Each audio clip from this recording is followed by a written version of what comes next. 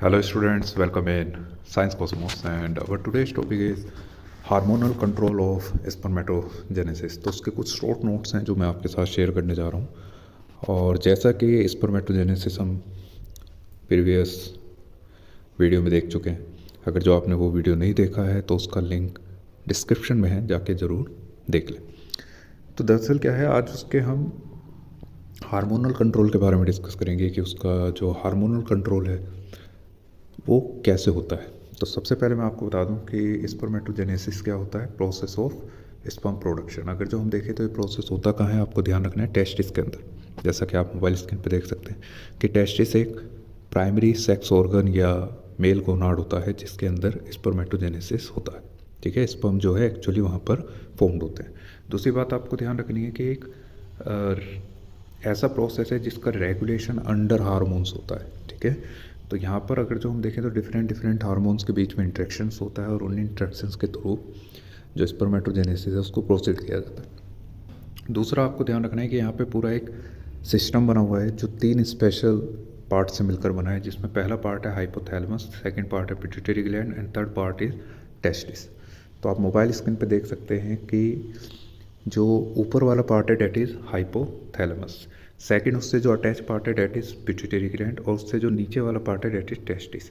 So I hope you will understand कि तीनों part आपको विजुअलाइज हो रहे होंगे एज पर डायग्राम।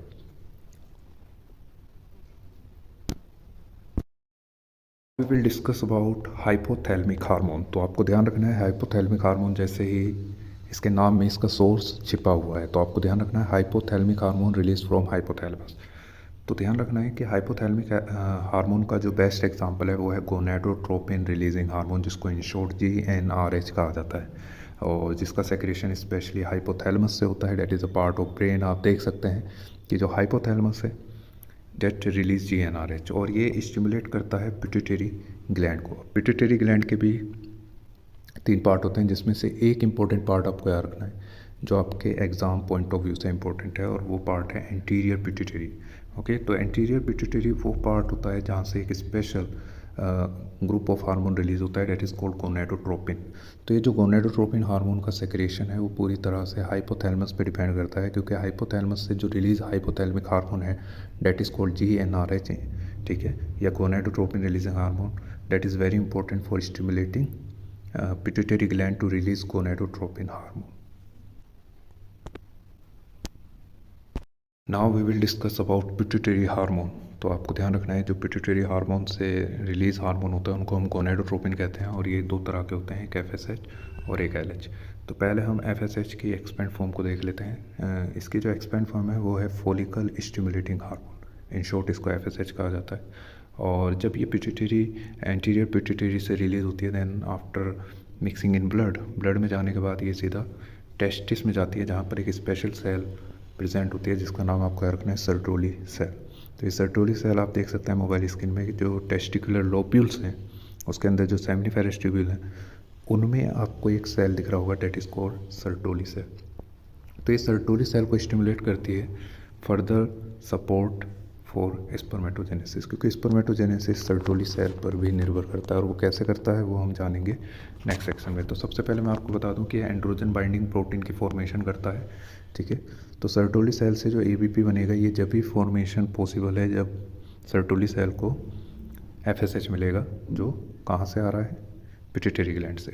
दूसरा ध्यान रखना है ये ABP का जो काम होता है, जैसा कि नाम में आपने देखा होगा एंड्रोजन बाइंडिंग प्रोटीन, इसका काम होता है एंड्रोजन को बाइंड करना और कंसंट्रेशन को इंक्रीज़ करना।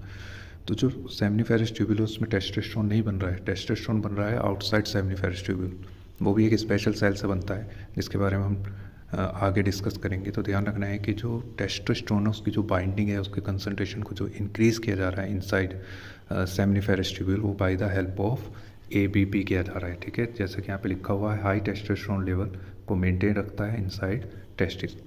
सेकंड जो गोनेडोट्रोपिन है जैसे इसको ल्यूटिनाइजिंग हार्मोन, और ये स्टिमुलेट करता है लीडिक सेल को, that is also present in testis, but ये सेमिनिफेरस ट्यूब्यूल के अंदर नहीं प्रेजेंट होती है, बाहर प्रेजेंट होती है, जिसको हम कहते हैं इंटरस्टिशियम या इंटरस्टिशियल स्पेस।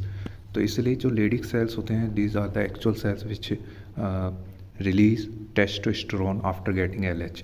तो ल्यूटिनाइजिंग हार्मोन स्टिमुलेट करता है लेडिक सेल को to release testosterone, that is the most important hormone for male features. Now we will discuss about testicular hormone. Okay, तो टेस्टिकुलर हार्मोन एक्चुअल में क्या होते हैं आपको ध्यान रखना है कि these are the special hormone जो टेस्टिस रिलीज़ करता है. तो उसमें पहला हार्मोन है टेस्टोस्टेरोन. तो टेस्टोस्टेरोन का मेन फंक्शन याद रखना है, essential for initiation and maintenance of spermatogenesis, जिसको मैं पहले ही आपको बता चुका हूँ कि formation of sperm inside testis is called spermatogenesis. तो उसको इनिशिएट करने में और उसको मेंटेन रखने में किसका रोल होता है? टेस्टोस्टेरोन का होता है.